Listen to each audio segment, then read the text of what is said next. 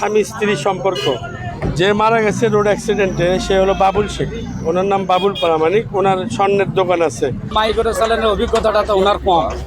Motorcycle already মনে করেন উনি ফ্যামিলি বাঁচানোর জন্য করে পায়ে একেবারে নামিয়ে নিয়েছিল, কিন্তু আসলে কিন্তু মাইক্রোটাই সরাসরি তার ঢুকেছে। মাইক্রো আসছিল নগাঁর দিক থেকে, আর হুন্ডা আসছিল বগুড়া শহর থেকে। মাইক্রোর চাকা বাস্ট হওয়ার কারণে এই গাড়িটা অ্যাক্সিডেন্ট। আমরা 999 সংবাদের মাধ্যমে একটা জানলাম যে এই রুলে একটি রোড অ্যাক্সিডেন্ট হয়েছে। বিষয়টা তাৎক্ষণিক অফিসার ইনচার্জের নির্দেশক্রমে আমরা ঘটনাস্থলে আসছি। ঘটনা মেবি 4:30টার দিকে। উক্ত সময়ে ঘটনাস্থলে এসে আমরা দুইজনকে আমরা আহত অবস্থায় পাইছিলাম। দুজনকে মেডিকেলে পাঠিয়ে দিয়েছি, জেসমিন এবং জোলকার নাইম নামে, এবং তার স্বামী বাবুল হাসান ঘটনাস্থলে সে ইন্তিকাল করেছে।